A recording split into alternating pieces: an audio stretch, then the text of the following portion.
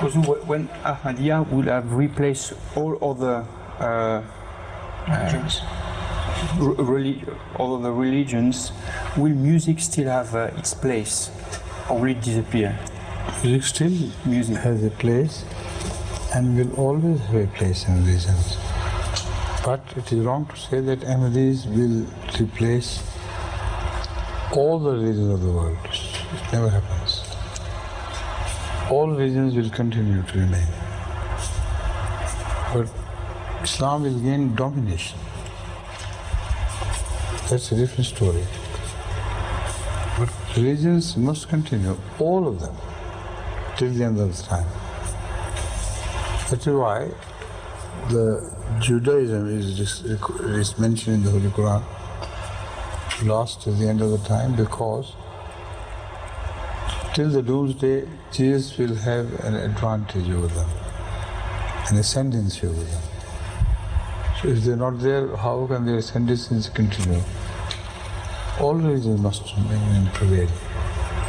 Also, you should remember that music is a universal cultural expression.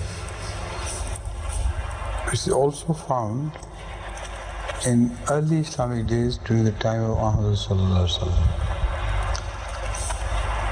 When he went to Medina, the ladies sang the songs of welcome by beating their fingers against the drum-like thing, which is called daf.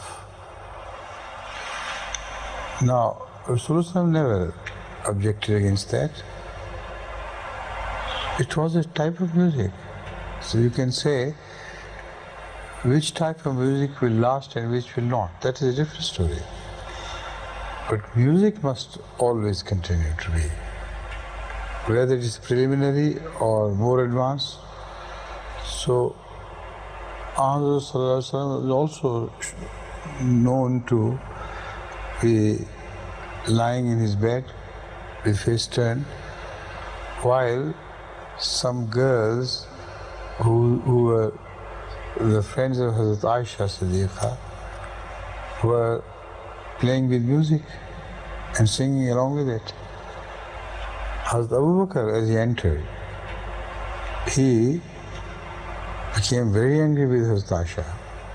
What do you mean? And all the girls ran away. Rasulullah, who had, turned over not to see what they were doing, told Abu Bakr not to be so harsh. They're just playing, let them do it. So if it were against Islamic fundamental principles, why should he have done that? But that music was not related with sensual thoughts and sensual songs. Again, if you shout down music with a mullah's severity,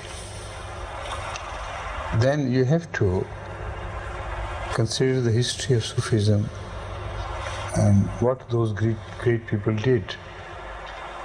Ameer Khusro is one of those. Ameer Khusro was in the 13th century, and he was a disciple of Hadrat,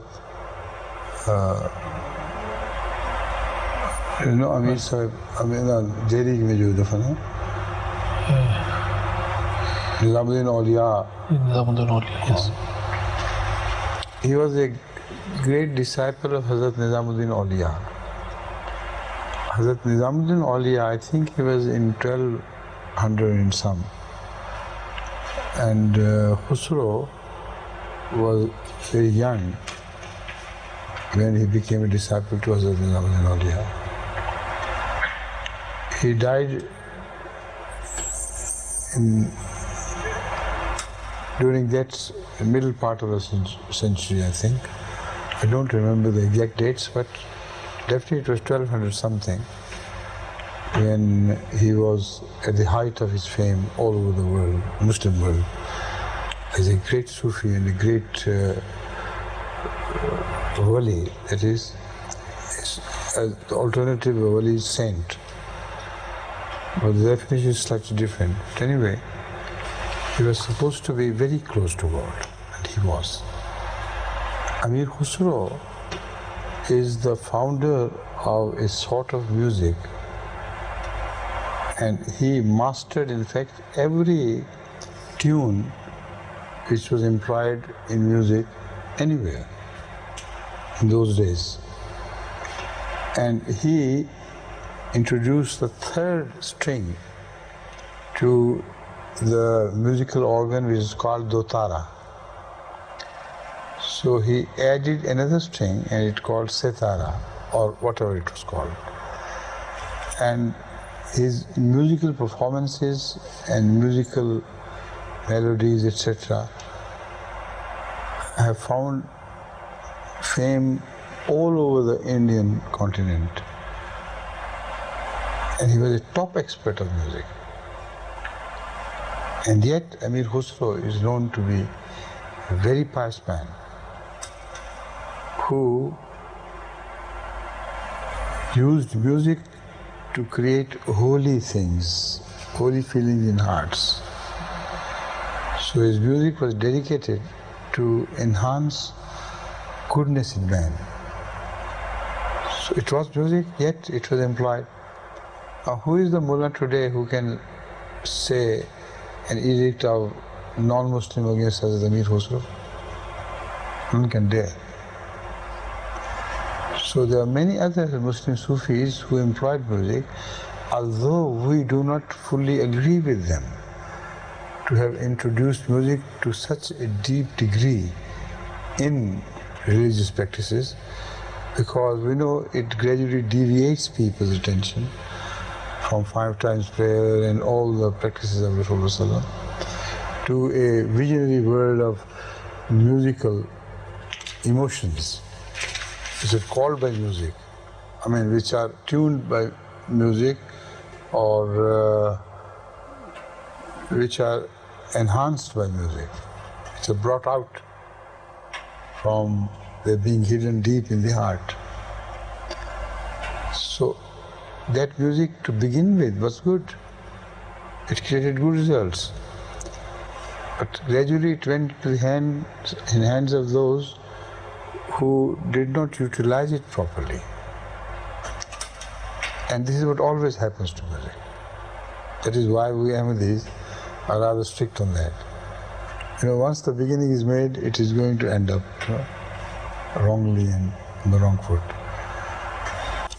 He was a great poet too, and one of the greatest poets of India who said, who formed his poem and who said his poems in Persian language as well as Hindi language, as well as in Urdu and some other languages too.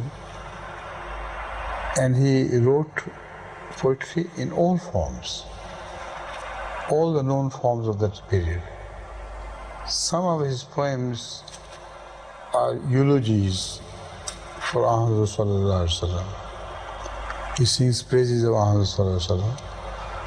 And some of his poems are found such great heights that even Hadrat Masih Maud and all the scholars of Islam admit that these are the great poems, some of the greatest. And yet he was a lover of music. See? So from Ameer Khusro you can learn the importance or lack of importance of music, but when it is correctly employed. Jai ke man budam. You remember the saying? Muhammad Sham Mafil Bud. Yes. That if I concentrate on that, I can gradually recall the poem. But certainly thinking of other things, I can't shift to that. So this is everybody who knows Hazrat Ameer Khusro and who has some taste of poetry will remember this poem. One of the greatest poems he's ever written. And those four lines, Yes. were they not written by Ameer Khusro? Yes, I think written by him, but I... Which ones? The same... No, this is another one I'm talking about.